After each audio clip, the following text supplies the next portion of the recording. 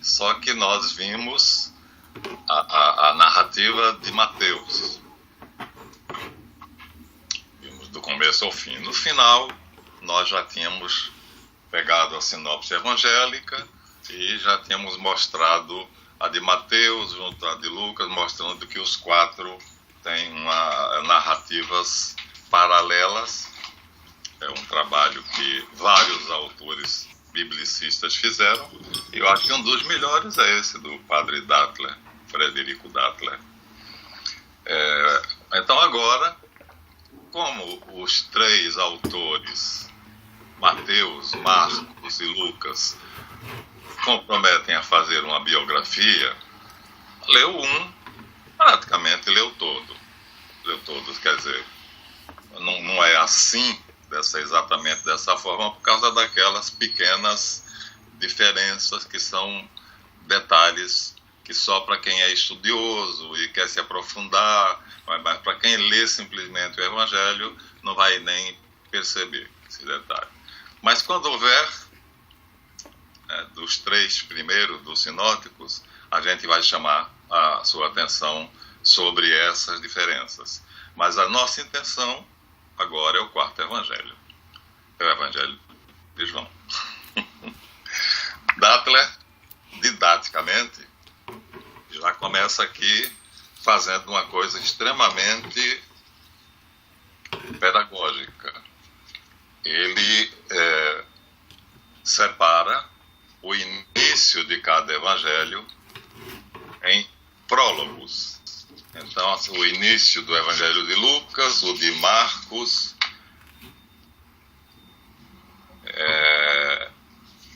e o de João. Esses inícios ele chama de prólogo. No de Lucas, há uma coisa interessante, né, para nós, é que ele diz explicitamente: muitos empreenderam pôr em ordem a narração das coisas que entre nós se realizaram, de acordo com o que nos foi transmitido por aqueles que as presenciaram desde o início e que delas se fizeram arautos. Também a mim, ó nobilíssimo Teófilo, pareceu-me bom, depois de ter me informado cuidadosamente de tudo, desde o princípio, escrever-te uma exposição ordenada dos fatos, para que conheças plenamente a verdade dos ensinamentos em que foste instruído.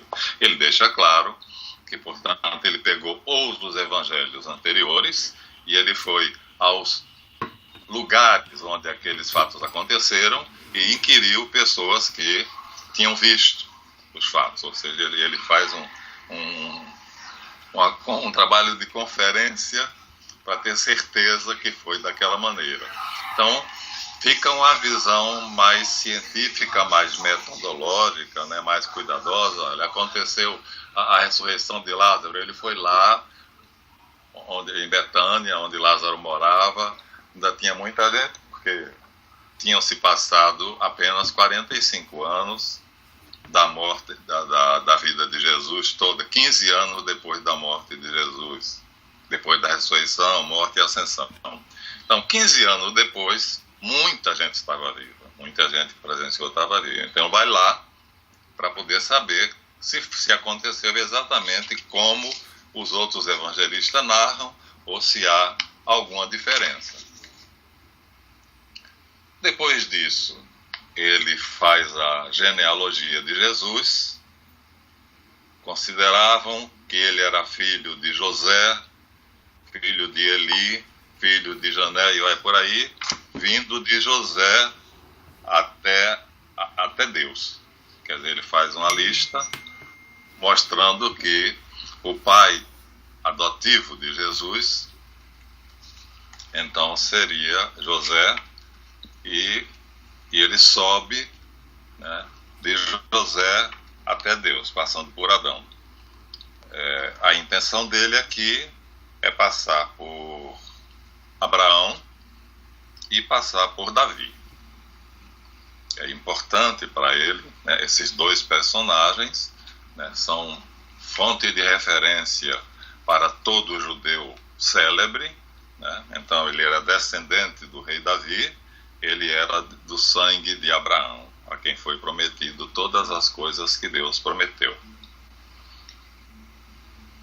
Bom, depois disto, Lucas termina dizendo que completou-se o tempo da gestação de Isabel e ela deu à luz um filho.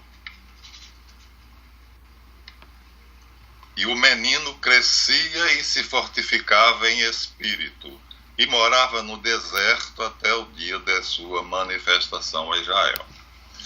Tudo isso é o prólogo de Lucas. Então, isso aqui fez com que os teólogos recentemente admitissem que só é possível interpretar isso aqui se São João fosse essênio. Porque todo sacerdote tinha que ter uma casa perto do templo, porque ele tinha 8 dias de serviço no templo e o resto do mês de folga. Então ele podia ficar onde ele quisesse na Judéia, em qualquer lugar da Judéia, mas na época, na semana do serviço dele, ele tinha que vir para a casa dele e dali para o templo ser pertinho. Então, o texto e o contexto deixam claro que Zacarias tinha uma casa nas montanhas da Judéia, onde ele deixou Isabel, sua esposa, e foi fazer o serviço no templo, né, os 8 dias dele, e lá foi que, quando ele estava limpando o Santíssimo, que era a sala reservada, né, só tinha o candelabro, a Arca da Aliança, ali foi anunciado pelo arcanjo Gabriel que Isabel conceberia e São João Batista nasceria. Acho que realmente é uma pista bem elucidativa, porque uma criança que acabou de nascer não pode crescer e se fortificar morando no deserto sozinho. Logicamente, a gente tem que conceder que os pais dele ficavam os 8 dias do serviço sacerdotal de Zacarias na casa das montanhas da Judéia, que era propriedade dele, todo levita tinha propriedade, e o resto do tempo eles ficavam entre os essênios, porque tudo caracteriza João como um essênio. Isso é interessante, porque se a gente considerar isso, e se considerarmos que os essênios, entre eles, se auto-chamavam Ordem de Melquisedeque, então, na verdade, o batismo de Jesus vai ter outro sentido. Não vai ser um batismo como qualquer. João batizava todo mundo que pedia. E ele explicava: eu batizo para você deixar claro diante das pessoas que estão aqui, a multidão que está aqui te vendo, que você se arrepende dos seus pecados. Então, o meu batismo é um batismo em água, para que você mostre publicamente que você vai levar uma vida nova, uma nova vida. Ora, se era um batismo para arrependimento dos pecados, Jesus, não tendo pecado nenhum, não faria sentido Jesus se batizar. Então, nós temos de pegar o viés que João Batista batizou Jesus porque era o rito de iniciação na ordem de Melquisedeque. Quer dizer, quando João estava no deserto, morando entre os membros da ordem, quando entrava um membro novo, era assim que eles recebiam, através do batismo. Como João saiu do deserto e veio para o Rio Jordão, então, em vez de Jesus ir até as cavernas de Qumran, no deserto, então Jesus veio até ele no Rio Jordão, né? Se Maomé não vai, se a montanha vai até Maomé, Maomé vai até a montanha. Mas só faz sentido assim. Se não der essa explicação, não faz sentido nenhum. E até porque João disse expressamente para Jesus: eu é que necessito ser batizado por tu, e tu vens a mim. E Jesus responde: deixa, por enquanto, pois é necessário que se cumpra toda a justiça. A palavra justiça é tzadek, que é exatamente o nome da ordem. Então, é como se fosse uma troca de senhas, onde ele disse que, na verdade, o que ele queria não era o mesmo batismo que João dava aos outros. De arrependimento, ele sabia que ele não tinha pecado. Tinha a ver com a ordem de Sadeque. E assim, João, né, tem o privilégio de introduzir no sacerdócio a figura de Jesus. Então, formalmente, o padre Dátila diz isso no livro A Carta aos Hebreus, ele diz, formalmente, Jesus não poderia ser sacerdote porque ele era da tribo de Judá. E para ser sacerdote, ele tinha que ser da tribo de Levi, que era o caso de João. Zacarias era da tribo de Levi. João, filho de Zacarias, era da tribo de Levi. Então, ele era sacerdote. Então, João não precisaria ser batizado para ser sacerdote, mas ele deve ter sido porque era um rito que todo essênio fazia. Agora, Jesus, como levita, ele não poderia ser nunca, não podia mudar da tribo de Judá para a tribo de Levi. Então, ele jamais seria sacerdote se não existisse a ordem de Melquisedeque. Então, só existindo a ordem de Melquisedeque é que Jesus poderia ser ordenado sacerdote. E aí faz muito sentido, porque a ordem de Melquisedeque é citada por Davi no Salmo 110, tu serás sacerdote para sempre, segundo a ordem de Melquisedeque.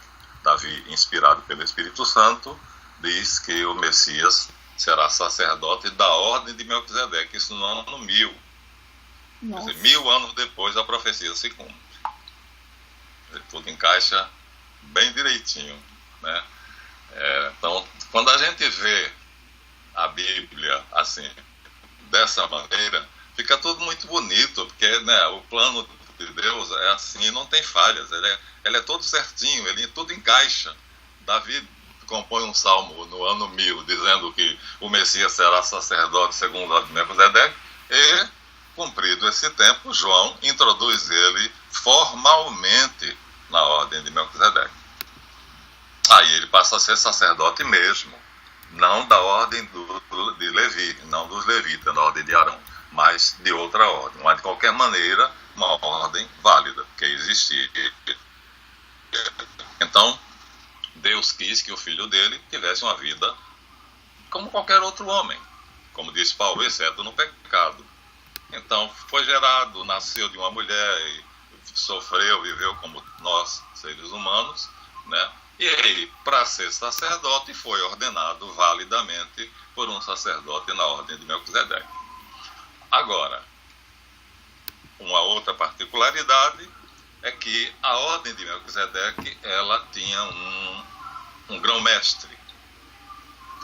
Né? E esse grão-mestre, cujo sobrenome era Sadeque, ele vem desde a Babilônia, quando, mais ou menos quando Abraão sai de Ur, da Caldeia, para vir para a Palestina, mais ou menos nessa época, o primeiro Sadeque sai da Babilônia e vem para a Palestina. Os dois saem juntos, né, da Caldeia e vêm para cá. Depois, Sadeque se encontra com Abraão e Abraão lhe presta homenagens, ou seja, a ordem é muito antiga, né? A ordem de Melquisedeque é muito antiga, tem raízes na Caldeia, assim como o judaísmo também tem raízes na Caldeia, né?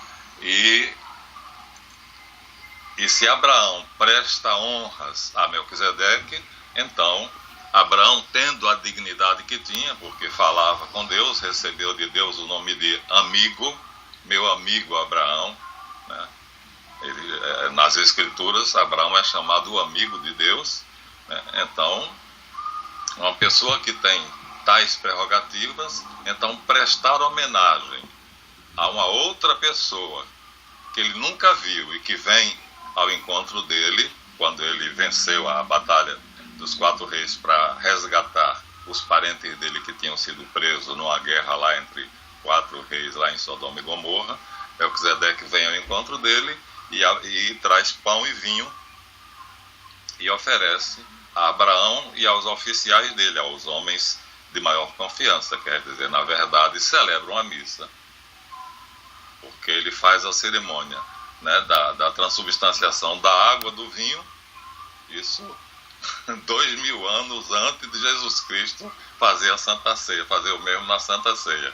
Então Melquisedeque faz a cerimônia da transubstanciação, distribui o vinho e o pão entre Abraão e os seus generais, os seus amigos de confiança, e ele também.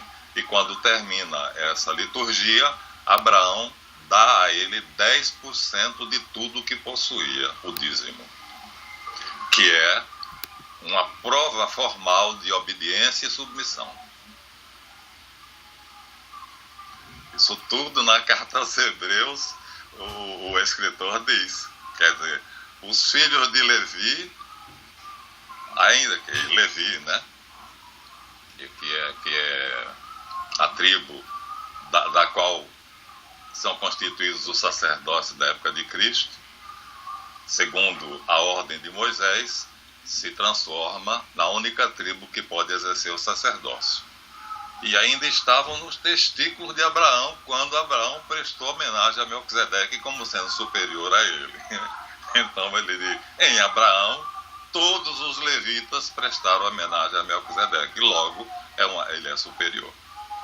Isso o próprio Dátila que diz, né? Então, isso é muito, muito interessante, muito bonito.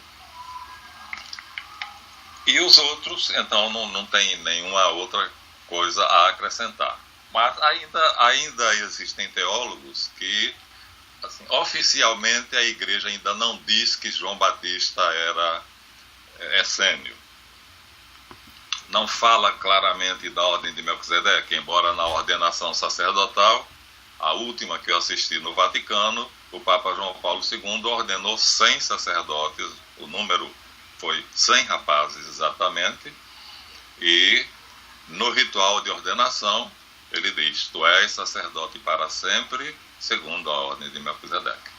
Quer dizer, faz parte da fórmula ainda hoje.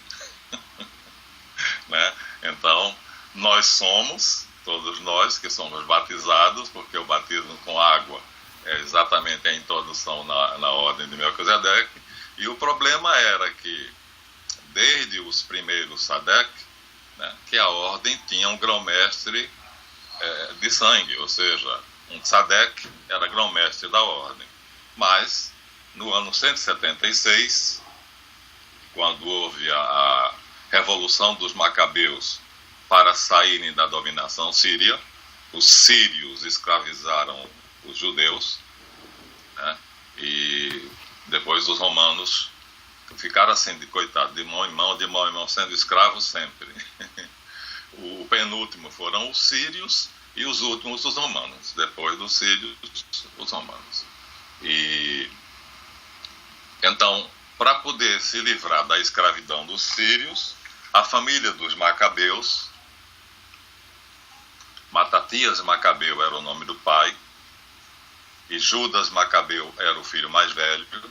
Era uma família muito zelosa, muito temente a Deus, seguia a Torá rigorosamente, seguia os mandamentos rigorosamente, e os sírios decidiram obrigar todos os judeus a se ajoelharem diante das estátuas de Baal, Axera e Marduk e outros deuses assim, dessa natureza.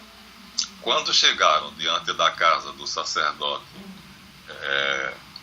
Matatias, Asmoneu era o nome de verdade, mas eles tinham o apelido de Macabeu, que quer dizer martelo, porque na luta o braço deles, com a espada, o golpe de espada deles era uma martelada, era muito forte.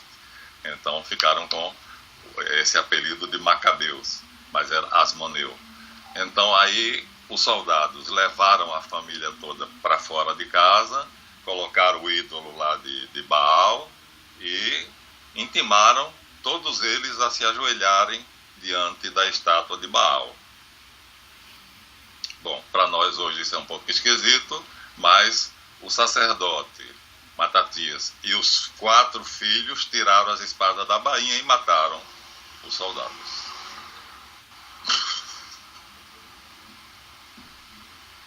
Não iam se ajoelhar. Sabiam que se não se ajoelhassem, seriam mortos. Então, matar vocês. Depois que fizeram isso, com as espadas ainda sujas de sangue, levantaram as espadas e saíram gritando pelas ruas: quem é por Javé, me acompanhe, quem é por Javé, me acompanhe. E aí os judeus fiéis foram atrás deles e eles foram para as montanhas, lá organizaram a resistência e com a ajuda do faraó Alexandre, que era na época faraó do Egito, que acho que era filho de Alexandre da Macedônia mesmo, ficou como herança do pai, terminou ficando com o Egito. Então, com a ajuda de Alexandre, venceram os sírios. Quer dizer, dois deles morreram, dois dos rapazes. O velho morreu por idade. E dos 4 filhos, 2 morreram na batalha e 2 ficaram vivos. Então, Judas, que era o mais corajoso, o mais insigne de todos, é quem comanda tudo, é quem comanda a batalha, é o líder da resistência. Quando ele vence todos os inimigos, né, o exército egípcio junto com o exército hebreu confraternizam por causa da vitória, e aí acontece o que não podia ter acontecido, porque o último Sadeque tinha morrido assassinado no exílio, quer dizer, Onias IV, quando a guerra da Síria com os judeus começou, ele fugiu para o Egito, porque o Egito ficou do lado dos judeus. Ele então fugiu para a cidade do Cairo, e lá ele recebeu do faraó Alexandre, né, uma casa suntuosa para morar e uma renda anual. E há detalhes até de lá ele controlava, através de uma correspondência, os essênios na Palestina. Morreu. Então, morreu sem deixar filhos. A ordem ficou acéfala. Então, nós tínhamos assim, os essênios, que eram os sacerdotes mais zelosos, eram aqueles que não transigiam, enquanto a lei de Deus eles eram intransigentes, eles eram rigoristas, cumpridores. E quando começa a entrar as novidades do helenismo, ou seja, as novidades gregas começam a entrar na vida dos judeus, então eles se separam e vão para o deserto. Exatamente para não serem obrigados a se conspurcar com aqueles costumes. Aí a ordem se torna conhecida, porque até então eles misturados com os outros sacerdotes ninguém sabia. Mas quando eles fazem o êxodo, saindo da cidade de Jerusalém e indo para o deserto, e é aí que por isso que Zacarias tinha uma casa na montanha da Judéia e outra casa no deserto, quer dizer, no deserto não era casa, eles moravam em caverna, porque exatamente todo sacerdote essênio morava no deserto, num sistema de cavernas, né? Eles vão para o deserto, então eles ficam sendo conhecidos, quer dizer, aqueles monges, sacerdotes, a maioria sacerdote, mas eles admitiam também pessoas comuns, né? A tradição católica garante que Ana e Joaquim, os pais da Nossa Senhora, eram essênios, e que Zacarias e Isabel eram essênios, e portanto Nossa Senhora nasceu entre os essênios. Mais tarde é que ela teria vindo para Nazaré.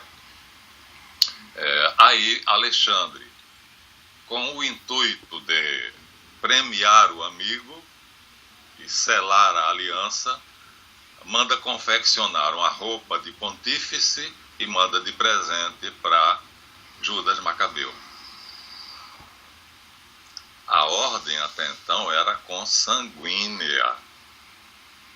Quer dizer, só quem podia ser o chefe geral da ordem era um Sadeque. Sem saber disso, né, o faraó Alexandre manda para Judas a veste de pontífice, dizendo a ele que ele agora é, por justiça, o governador e o pontífice dos judeus. E ele faz a besteira de vestir a roupa e, portanto, se tornar mesmo sumo pontífice. Os essênios não aceitam, porque não era assim. Se até então a questão era consanguínea, quer dizer, a herança era familiar, tinha que ser resolvido de outra maneira, não dessa maneira. É por isso que os sacerdotes fiéis, para não criar um problema para o herói que tinha acabado de libertá-los da mão dos sírios,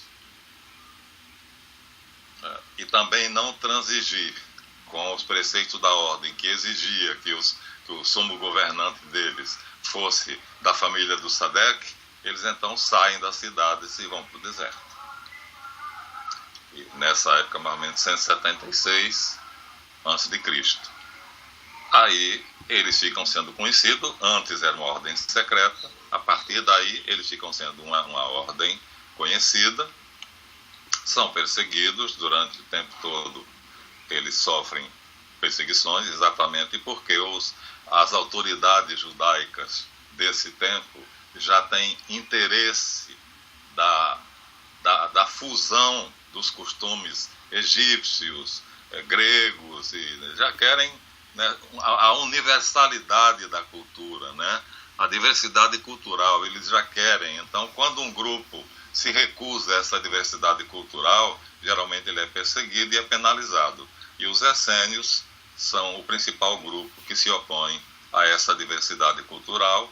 Então, muitos são mortos. Nós temos muitos relatos nos pergaminhos de Qumran, que foram eles que deixaram, a biblioteca de Qumran, foram eles que deixaram escritos, falando do mestre da justiça, que era assim que eles chamavam o grão-mestre dos essênios.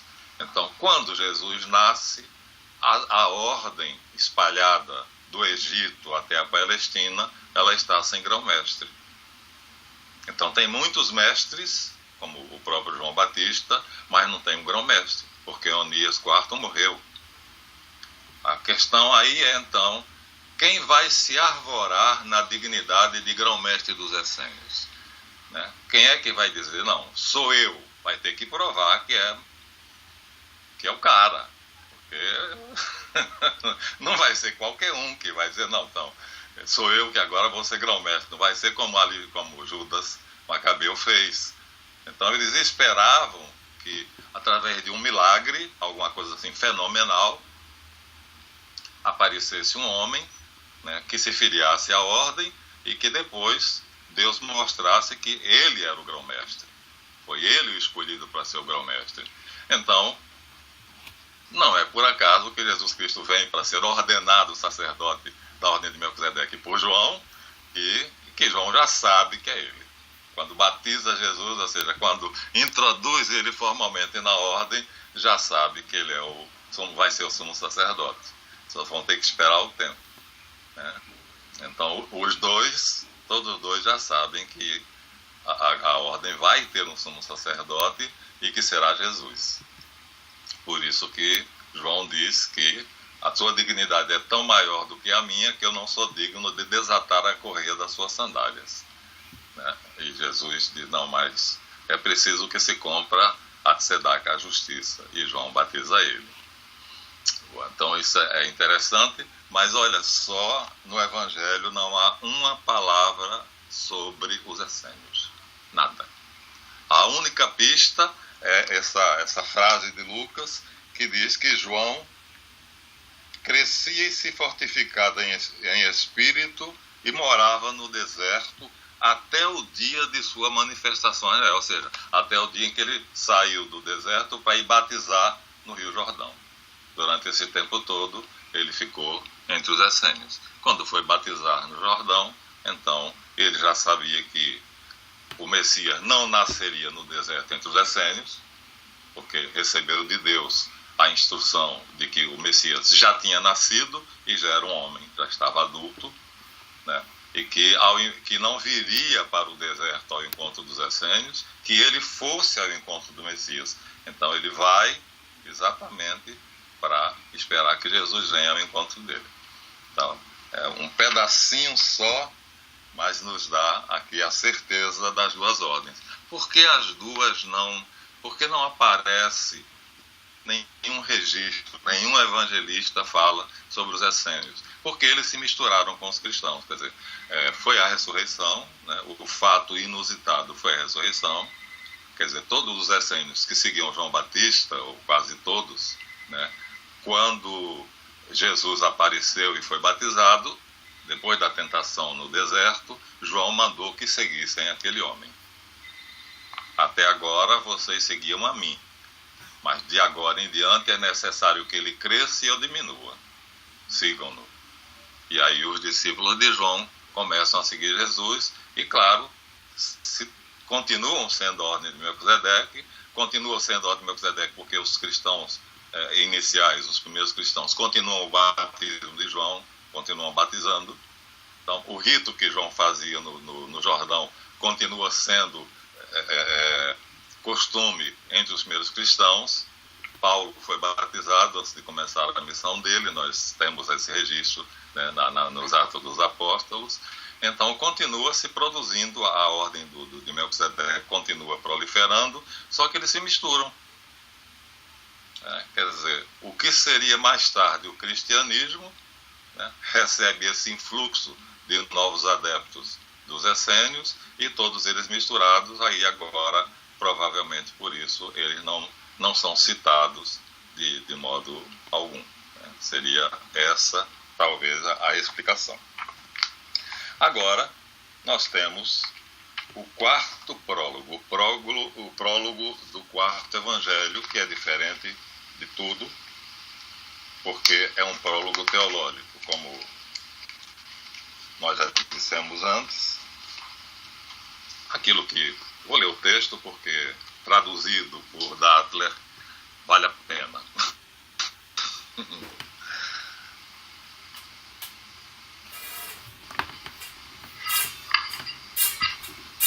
Marcos diz apenas assim, o prólogo de Marcos diz apenas assim.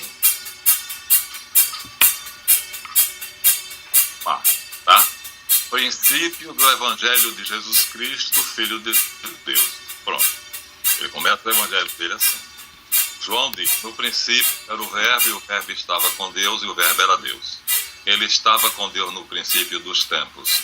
Por ele foram feitas todas as coisas, e nada do que existe foi feito sem ele. Nele estava a vida, e a vida era a luz dos homens, e a luz brilhou nas trevas. Brilhou, e não brilha como tem na nossa Bíblia. Brilhou, porque ele encarnou-se, quer dizer, ele veio, né? Ele saiu do céu e veio morar entre nós. Então a luz brilhou, o mundo estava nas trevas, e não brilha nas trevas, mas as trevas não a compreenderam. Apareceu um homem enviado por Deus, cujo nome era João. Ele veio para servir de testemunho, para dar testemunho sobre a luz, para que por seu intermédio todos pudessem crer. Ele não era a luz, mas veio para dar testemunho sobre a luz, para indicar que o Verbo era a luz verdadeira, que ilumina a todo homem que vem a este mundo. O Verbo estava no mundo, o mundo foi feito por ele, mas o mundo não o conheceu. Veio para o que era seu, mas os seus não o receberam. Mas a todos aqueles que o receberam, e são os que creem em seu nome, ele lhes deu o poder de se tornarem filhos de Deus. Estes não nasceram do sangue, nem da vontade da carne, nem do desejo do homem, mas nasceram de Deus. E o Verbo se fez carne e habitou entre nós, cheio de graça e de verdade.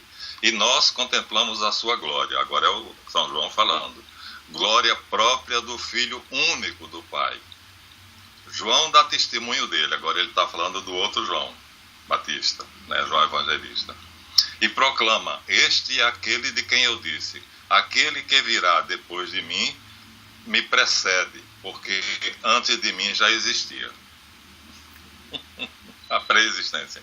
Nós todos recebemos de sua plenitude graça sobre graça, porque a lei foi dada por Moisés, mas a graça e a verdade foram trazidas por Jesus Cristo. Ninguém jamais viu a Deus, o unigênito, que é Deus e está no seio do Pai, este é que nos manifestou. Essa frase explícita, o unigênito que é Deus, não está nas outras Bíblias.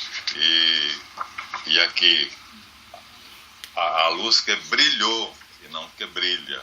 Porque que brilha, ele não está mais no mundo. Então, onde é que ele brilha? Não está mais. Foi porque naquela época ele existia. Então, era uma luz no meio das trevas. Bom, a primeira coisa que nós vamos notar aqui é a palavra verbo.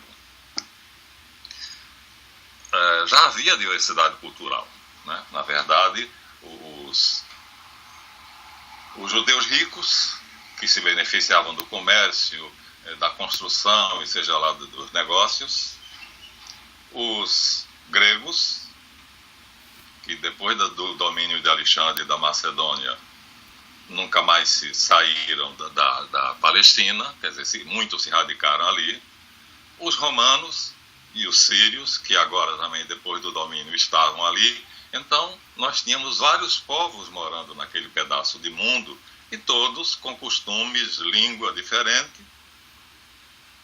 Então, para eles, era uma grande vantagem a diversidade cultural.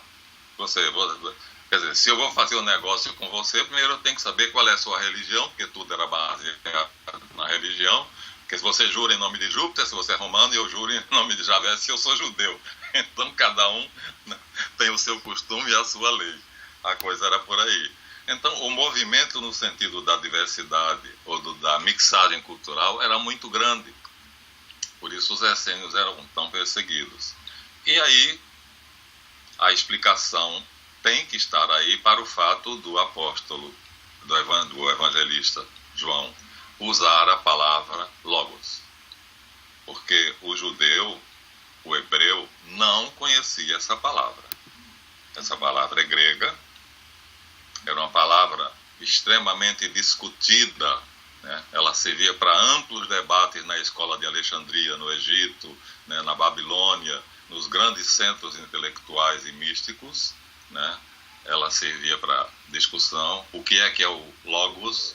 O que é o verbo? Quem é o verbo? E, em suma, todas as questões adjacentes a isso. E Todd, no livrinho que ele deixou para a gente, que é Corpus Hermeticus, que é o livrinho sobre Hermes Trismegisto, fala amplamente sobre o verbo. Todd era egípcio. A Alexandria tinha uma escola de sábios, né, onde a palavra logos era discutidíssima. E aí, João, quando introduz no evangelho dele, no princípio era o logos, está assim no original. Não tem dúvida, porque algumas bíblias colocam no princípio ela a palavra, e a palavra estava com Deus. Aí, de colocando a palavra, o hebraico tem o verbete de bar, que quer dizer palavra. Aí a gente não sabe. Se você colocar palavra, aí a intenção, né? Você não sabe se está escrito dabar. Não, mas ele coloca no princípio era o logos. Enarque enologos. No princípio era o logos. Então, o que está em questão aqui é a discussão de o logos. Ele vai falar sobre o logos. E o logos estava com Deus e o logos era Deus. Então, a primeira afirmação dele, em 3 frases, é dizer claramente que o logos é Deus. Ele afirma isso claramente, mais tarde na frase em que ele diz, e o logos, que é Deus, o deu a conhecer, porque ele morou, né, no seio do Pai. Então, isso é interessante, porque apesar dessa mixagem cultural, acho que seria muito difícil substituir a palavra logos por outra palavra, né? Porque esta era uma palavra-chave entre os místicos, entre os teólogos, entre os sacerdotes. Então, né, era uma palavra importante por si só, por si mesma. E ele aproveita e pega essa palavra, sendo ele arameu, né, judeu, né, e ele pega essa palavra e coloca no evangelho dele, né, que ele escreveu. O último evangelho foi ele que escreveu, no ano 100. O evangelho dele é o último a ser escrito. Então, isso é interessante, né? E o evangelho de João tem o tempo todo essa proposta, afirmar a divindade de Jesus. Os fatos biográficos vão sendo inseridos pouco a pouco aqui e ali, mas, como você já vê pelo prólogo, ele não diz que Jesus nasceu, enquanto que os outros começam a dizer que Jesus é descendente de Abraão, ou o outro lá que Jesus é descendente de Adão, né? Ele vai se preocupar em dizer que Jesus é o Verbo. Então é uma perspectiva extremamente diferente, mas ele vai inserir em certas cenas, ele vai inserir dados biográficos de Jesus Cristo.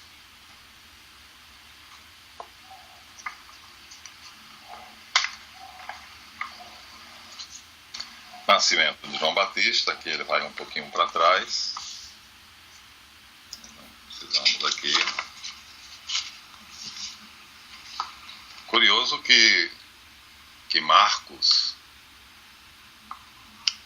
no prólogo dele, ele diz: princípio do Evangelho de Jesus Cristo, Filho de Deus. Ele usa a palavra evangelho, mas a palavra evangelho é tardia, ela não é uma palavra que existisse. Quer dizer, quando essa redação, porque você sabe que quem fez, os apóstolos que fizeram, Mateus, Marcos, Lucas e João, os que fizeram, que nós dizemos que são os autores dos evangelhos, na verdade eles fizeram pequenas anotações, eles fizeram pequenos telegramas, que era para não se esquecer, para a tradição oral não se corromper. Então essas pequenas anotações, que eles chamam de logia, depois os presbíteros, ou seja, as pessoas mais velhas, que tinham mais conhecimento do Antigo Testamento, né, em suma, que tinham mais autoridade, né, idoneidade para falar sobre o assunto, foram organizando aquelas logia, colocando em ordem, e essa redação que nós temos hoje é muito tardia. Ela, de mão em mão, cada um na comunidade, cada comunidade foi organizando, até chegar à redação final. Mas o começo são pequenos lembretes, apenas pequenas anotações, né, dizendo que Jesus fez aquilo, foi tentado pelo diabo, foi batizado por João Batista, foi colocado assim, né? Agora, como a maioria, como o ensinamento era oral, portanto. Quer dizer, o Evangelho de Marcos é, na verdade, o Evangelho de Pedro, né? Marcos, quando encontra Pedro em Roma, Pedro passa para ele todo o Evangelho.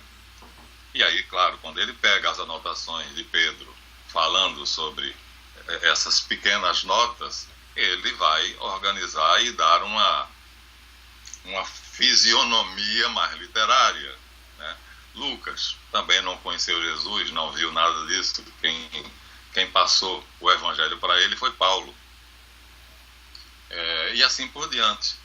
Então, são pessoas, né, que têm idoneidade para isso, que tinham capacidade para isso, que pegam as notações originais e elas vão organizando essas anotações, colocando, às vezes, dentro da ordem cronológica, porque do jeito que foi anotado nem sempre está na ordem cronológica.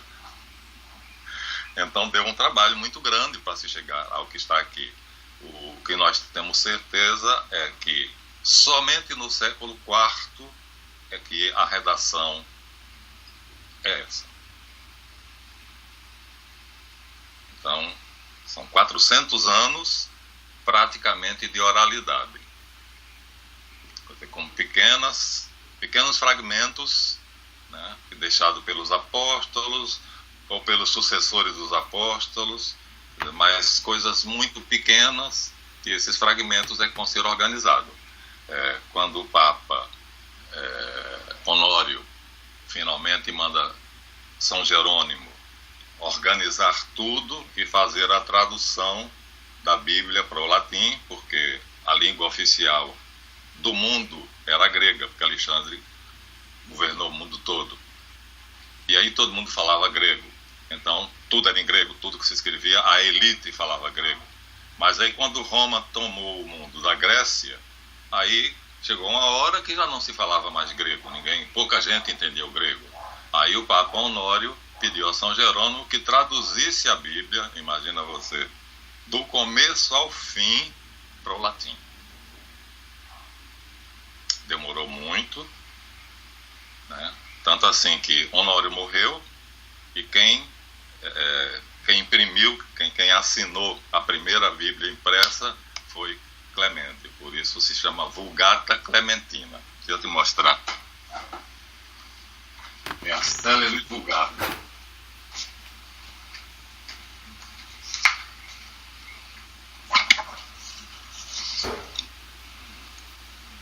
Bíblia Vulgata,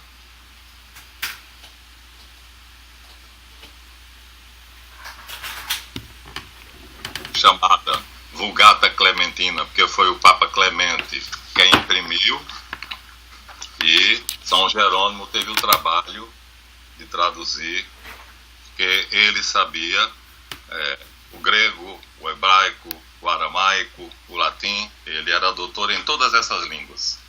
Então ele pegou os originais. A tradição diz que ele entrou numa caverna para não ter contato com o mundo e saiu traduzindo e nos deixou essa. Seria a primeira tradução da Bíblia, a não ser a dos 70. Mas a dos 70 foi feita por judeus, as 72 sábios judeus, em Alexandria, a pedido de Ptolomeu Filadelfo, e era em grego. Agora não dava mais para ler a tradução dos 70. A Septuaginta não tinha mais quase quem lesse. A elite agora falava era latim e não grego. Então foi necessário se fazer a Bíblia latina, a Bíblia Vulgata, que é esse exemplar que está aqui. Dizem que foi São Jerônimo, chegou a ser muitas vezes pressionado por outros santos, como Santo Agostinho, e estava demorando demais para sair, que eles queriam logo a edição da Bíblia completa. Mas imagina você o que é traduzir a Bíblia toda, do Gênesis até o Apocalipse, né? E a palavra evangelho é uma palavra tardia. Ela não é uma palavra assim que já existisse. Então Marco diz, narração do Evangelho de Jesus Cristo, Filho de Deus.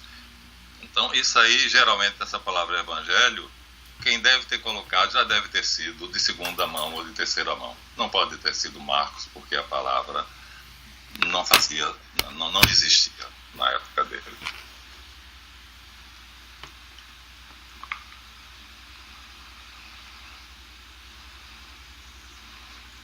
Agora aqui nós vamos, inclusive, ver a definição de evangelho. Já estamos agora na segunda parte. A anunciação é Lucas quem faz. É a anunciação, a conhecidíssima anunciação de o anjo Gabriel apareceu a uma virgem, né, na Judéia, na cidade de Nazaré, desposada com um homem chamado José, e o nome dela era Maria. O problema é que a palavra desposada para o judeu não significava o que significa para nós hoje, significava noiva. Então, quando eles ficavam noivos, ela já se considerava esposa.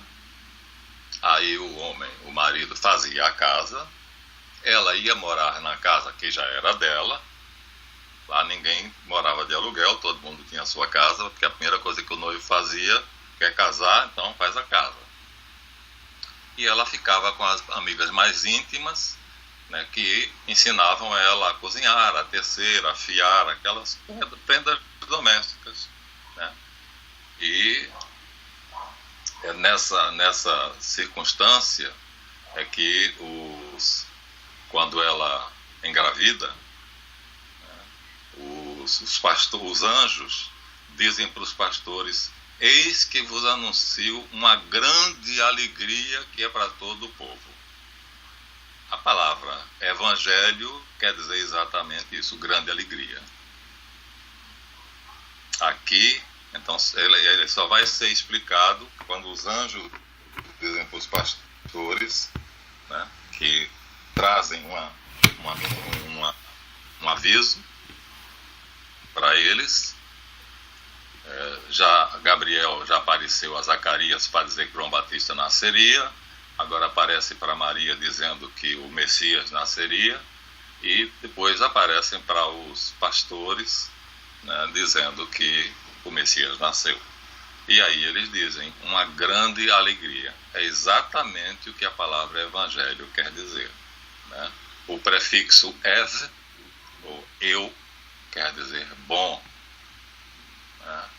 E a raiz restante significa anúncio, quer dizer, o anúncio de algo bom. Por que o anúncio de algo bom?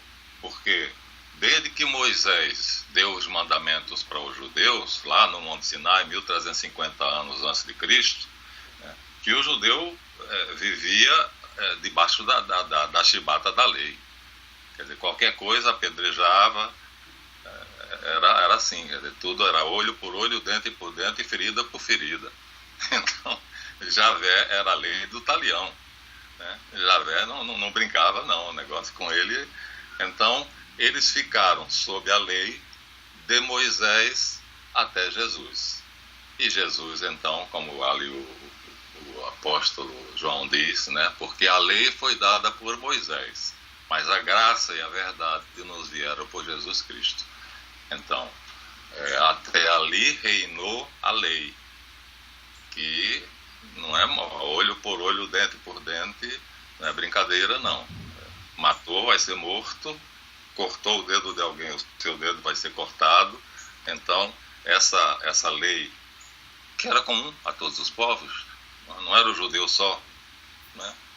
O Código de Hammurabi, o Código de Ur-Nammu, era praticamente tudo, uns copiados mais ou menos dos outros, né? Essa história de que Moisés subiu o Monte Sinai para receber a lei, também Hammurabi subiu no monte para poder receber a lei lá do deus Marduk.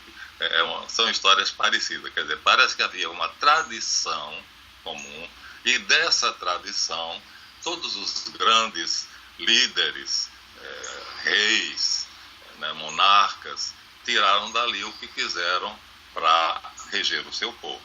Parece que Moisés não fugiu à ordem, também foi um dos que selecionou o que devia ali, mas era uma coisa terrível.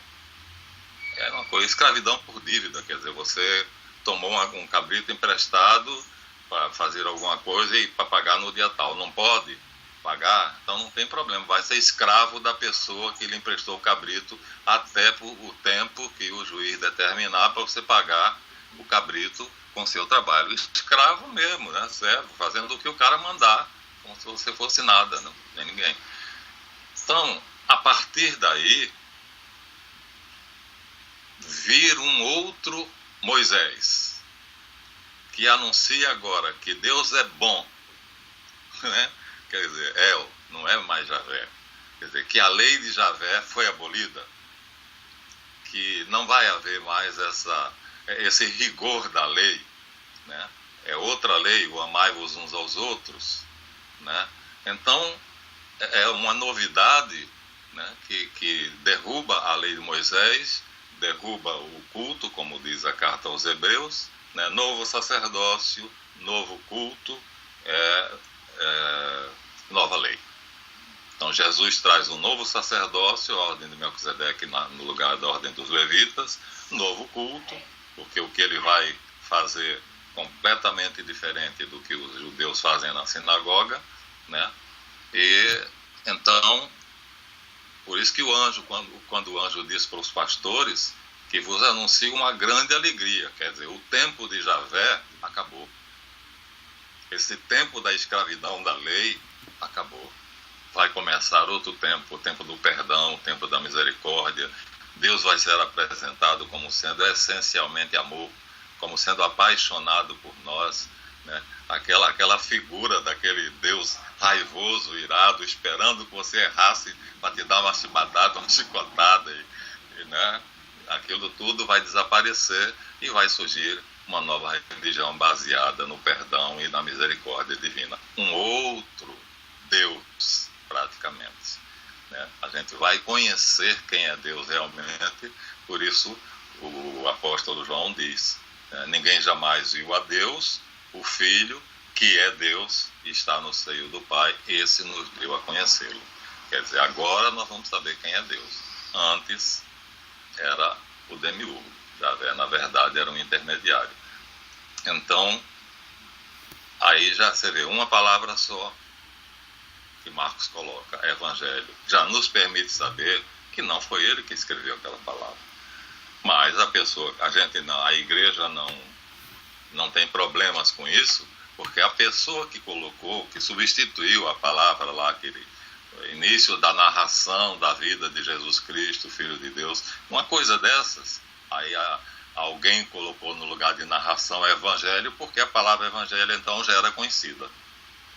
Então quem fez isso era alguém que sentia-se com autoridade para fazer. E assim foram feitas algumas adaptações até chegarmos ao evangelho como nós temos hoje. E isso acontece em toda a Bíblia. Os judeus também fizeram isso no Antigo Testamento. Então, a primeira coisa aí que nós temos, né, anunciada por João Batista, é a figura do Verbo. A luz brilhou, não brilha. Se brilha, ele está em algum lugar onde diz que eu quero ir lá vê-lo. A luz brilhou nas trevas, porque ele se fez carne. E João diz, e nós vimos a sua glória. E nós vimos, ele foi testemunha ocular. Ele viu Jesus, conviveu com Jesus 3 anos. E nós vimos a sua glória. Né? Na novela da Record, que está passando Jesus, que é uma porcaria, que o pessoal do Bispo Macedo não tem jeito, não toma um jeito mesmo, não faz nada que preste. Mas para criticar eu tenho que assistir. Eles fizeram as bodas de Caná. Ontem foi o milagre de Jesus ter transformado as 12 talhas de água em vinho. Fizeram ontem.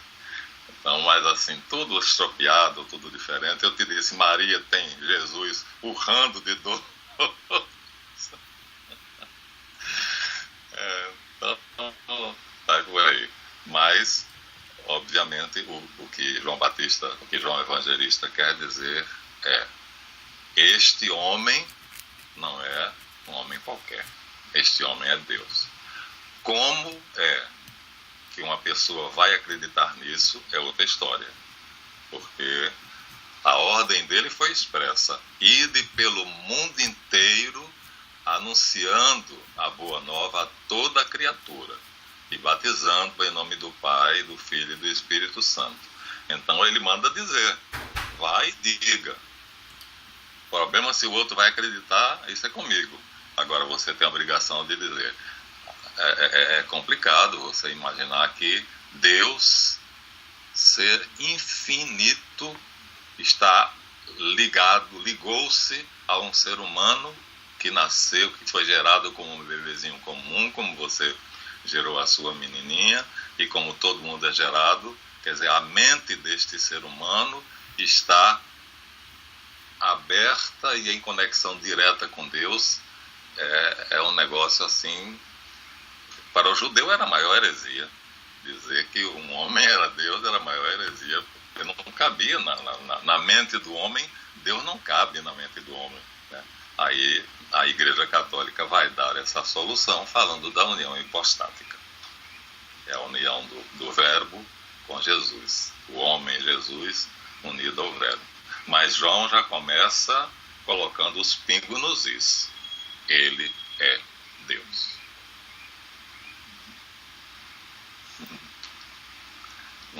Não tem dúvida. Isso deixa as outras religiões com muita raiva, porque, assim, se ele não tivesse vindo, eu poderia duvidar. Porque, assim, Zoroastro veio, Moisés veio, Lao Tse veio, não sei mais quem veio. Tantos homens vieram dizer que Deus disse isso, Deus disse aquilo, Deus anunciou aquilo, Deus quer aquilo outro. Tá, mas agora, assim, não. Eu sou Deus e eu digo que eu quero isso. Agora é diferente, não é? Um outro homem dizendo o que Deus disse que quer, disse a ele, e eu posso duvidar, será que Deus disse mesmo ou isso saiu da cabeça dele? Agora Jesus não. Ouviste que foi dito aos antigos: cumprirás teus juramentos ao Senhor. Eu, porém, vos digo, não jurarás nem pelo céu, que é o trono de Deus, nem pela terra, que é o escabelo dos seus pés. Quer dizer, eu digo. Então, foi dito por Javé, né? Cumpra teus juramentos. Eu, porém, vos digo, não jure. Tua palavra seja apenas sim, sim, não, não. Agora eu sei qual é a vontade de Deus. Então, nós podemos cumpri-la com uma segurança enorme, porque é o próprio Deus, né? Ele veio e disse o que é que ele quer da gente.